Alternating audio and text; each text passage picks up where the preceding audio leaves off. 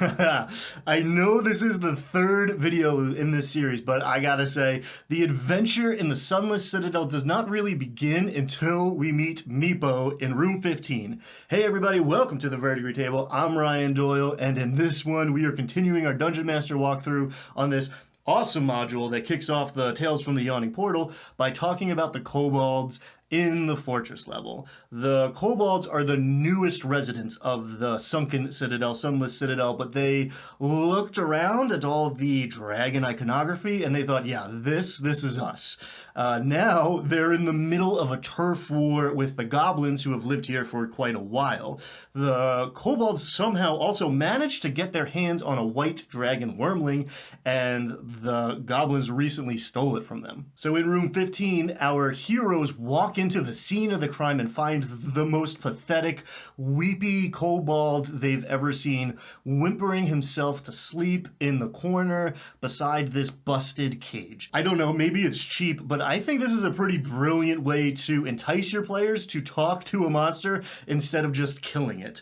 There is a chance you've got some real murder hobos on your hands and we're just going to fight our way through the front half of this dungeon. But if you ham it up and they hear this thing crying in its bedroll all alone before they see him like all scarred up, I'm willing to bet they'll at least hear what Meepo has to say. Some players are going to love Meepo. They're going to want to adopt him as their pet or their mascot. And other players are going to hate him and like bully him. And if you end up with a couple party members in both columns, maybe all the better. Meepo is going to tell his sob story of losing Calcarix the dragon to the goblins.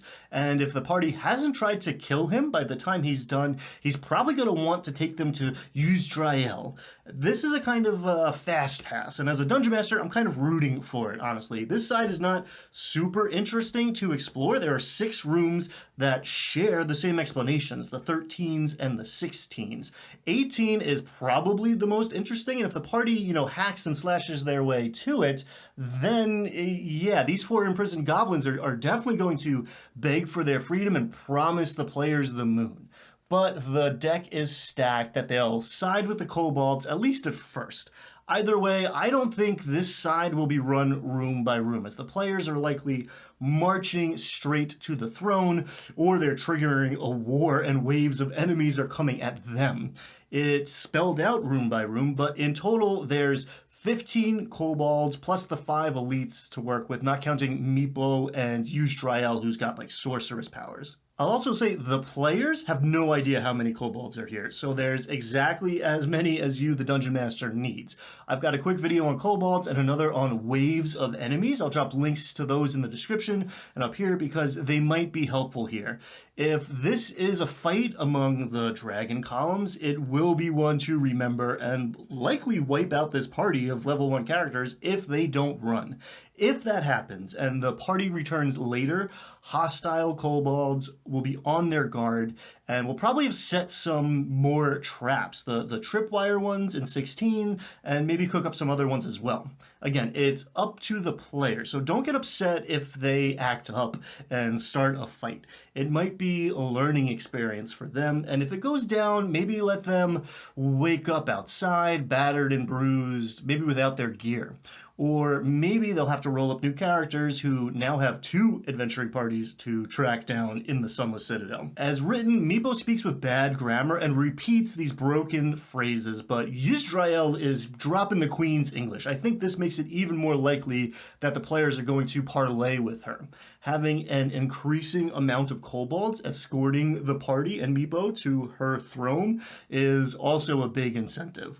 Now, she's got that key to the dragon door, which we've dangled in front of the players if you took my advice from last time.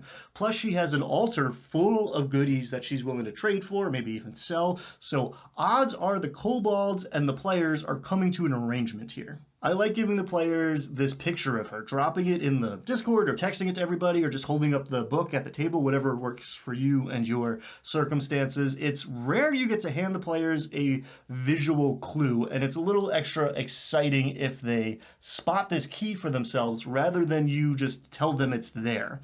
This is likely to be a longer conversation and probably the first that they're going to hear about Belloc the Outcast, so take your time with it. Some of us are more comfortable running a combat that's speaking in character, but just keep in mind what Yusdryal wants, which is more dragon and less goblins, and react to the players. Now, love him or hate him, I bet somebody's going to think to ask Meepo to come along, and he might even volunteer or be volunteered by Yusdryal if you're having fun running him. I decided two things about Meepo when he accompanied my party. One, he knew this place only up to around that door to room 31. He collected rats to feed Calcrix in like 26, 28, and knows 31 is like the start of goblin territory. The second thing is I made him a kobold inventor. The stat block was in Volos, it's in Monsters of the Multiverse, now I'm pretty sure it's the same, and it's gotta be one of the most fun things to run, at least in tier 1. The moment Meepo steals himself, right, wipes away the tears from his eyes, the snot from his nose, and marches off to gear up for battle, only to return with a scorpion on a stick, and a skunk in a cage, and a sack that's buzzing with a wasp's nest. Chef's kiss. My players cleared some rooms, went back to town, then came back to get Meepo for round 2, and I let them roll a d8 3 or 4 times to see what he outfitted himself with that second time. It was a blast. One more thing worth talking about before we leave the Kobold territory, room 23 and the entrance to the Underdark.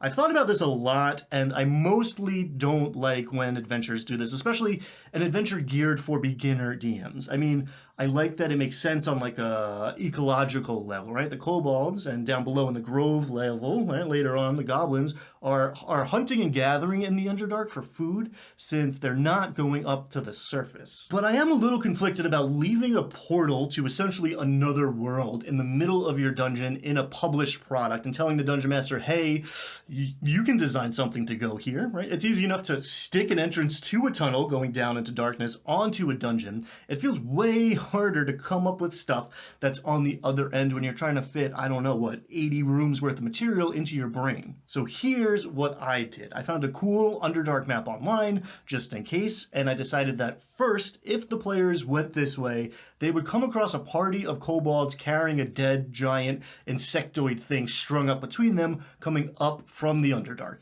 And these kobolds scoffed at the PCs and suggested they had no business going down there, and good luck not dying, and that was enough for my players. But the insect thing these kobolds were carrying was actually a rust monster, and that was the next thing they'd find going down that tunnel. Then I was going to throw like a beat up hook horror at them with like, well, what, 25, 35 HP. This thing is super nasty, and something beat it up pretty good. Do you still want to explore the Underdark? If all else fails, now maybe you're running out of the abyss. Have fun. When you are finished with this adventure and you have some level 3 characters, maybe these portals to extra adventure will be more appealing. In the headcanon of my world, you reach the lower levels of the Forge of Fury from here, though there's plenty of creepy Underdark craziness on the way. Anyway, there's a couple of things you can do. I'm interested to hear what folks did at their tables down in the comments below. But for now, let's stick with this adventure. Here's something I realized preparing for this. Meepo speaks Draconic. I mean, I knew that, but the implications of that. Because now maybe he's illiterate, but also maybe he can read the inscriptions on the fountain and the door in room 26.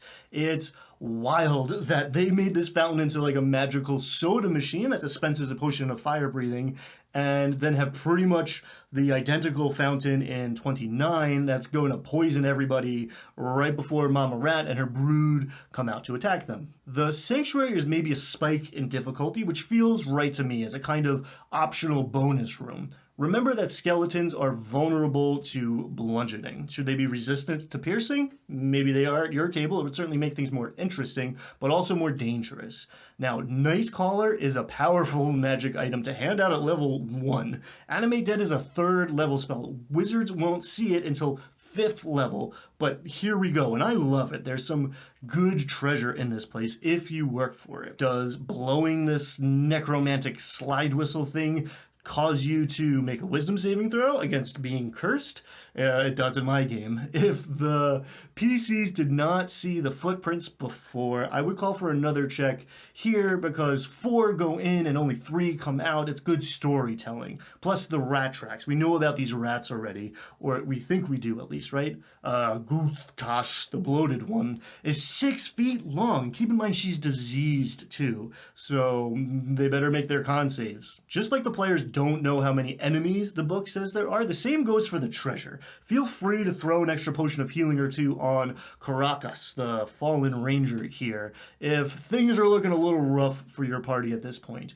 You could do an elixir of health too, if someone's diseased, right? But Yusdryal had those on her altar and would sell or trade for them, all of which Meepo knows, so I don't think you need that. Now, Karakas is the final beat of this little section and the first hint at what might have befallen the other adventuring party we're down here looking for. I made a whole video on how placing a dead adventurer in the dungeon can serve a lot of functions for a clever DM.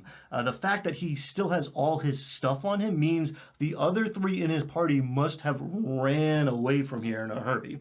You want to tie him to the Harpers or the Emerald Enclave or one of the PC's backstories for that matter, go for it. If you're having your players map this place, maybe he was doing the same thing and is carrying the map that he was making. And your players can get some details they may have missed or receive reminders of things you want to draw their attention to. Maybe Karakas made a note that he thought a cleric or a knock spell might get them into that door at 27, or he just circled the dragon door a bunch of times. At this point, the players are probably going to be riding pretty high because they've proven themselves to be more capable than the last guys who came down here. Plus, they've got some treasure and a Meepo, of course, and this is a good opportunity to take a rest, maybe adjourn the session until next time, because on deck is the assault on the goblins, and they are sort of ready. That's what we're going into next time, plus a dragon in our first adventure. Great stuff. I hope to see you there. Like and subscribe if you're enjoying this, and maybe check out the DM's Guild stuff if you want some additional inspiration for your game. Get out there, have fun, be kind to yourself, be kind to each other, and I will see you next time. Thanks.